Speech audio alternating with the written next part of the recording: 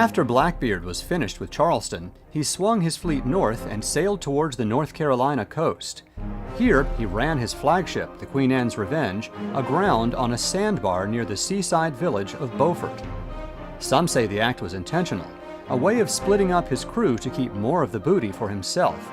But no one will ever know for sure. In November 1718, a bounty hunting team led by Lieutenant Robert Maynard ran Blackbeard to ground and killed him in a short but violent fight.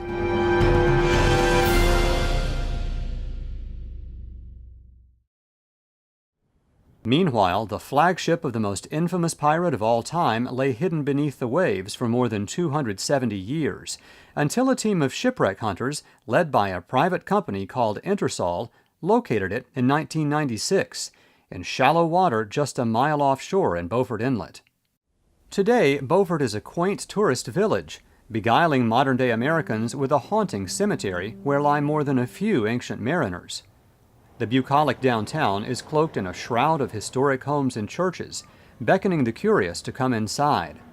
Situated on a waterfront evocative of days gone by, the entire scene transports visitors to North Carolina's famous maritime past. On Front Street, across from the docks, stands the North Carolina Maritime Museum, a treasure trove of several hundred artifacts retrieved from Blackbeard's haul. The exhibit is divided up into sections, where we go basically from the introduction of who Blackbeard was and trying to place him within the context of, what was going on back then. And then we get to the ship itself, what did she look like? Where did she come from? Where was she built? How was she built? And then we take a closer look at some of the artifacts that were more associated with the actual ship. You get to the weaponry section of the types of weapons that armed the ship. Everything from cannon and the ammunition that the cannon were firing, and then you get into the small arms that the pirates themselves would have utilized, like the blunderbuss barrel and the ammunition, small lead shot that those would have been utilizing, and then pewter plates, how they were eating on board. Among the artifacts relating to life aboard ship is an interesting item called a piss-dale, basically the ship's toilet.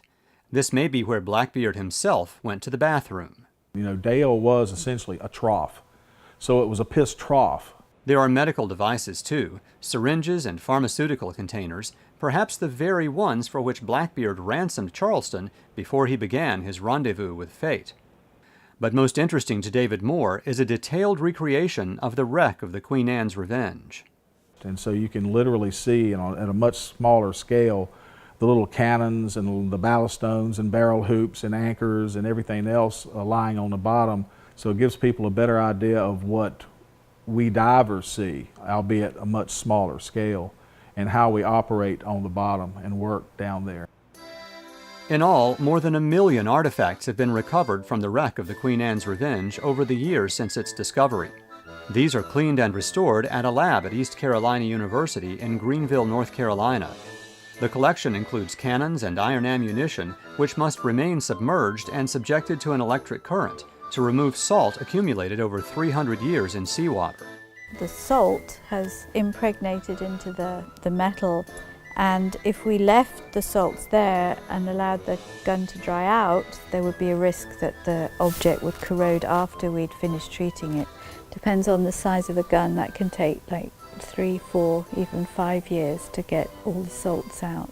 Curators often use an X-ray machine to see what's inside concretions of calcium carbonate, which have formed over many years and bonded iron artifacts together. There's a huge anchor, possibly one the pirate crew used to try and pull the Queen Anne's Revenge off the sandbar where it was stuck. Oceanic worms have devoured most of the ship's timber, but a few pieces remain, including the big sternpost which was located on the rear of the ship.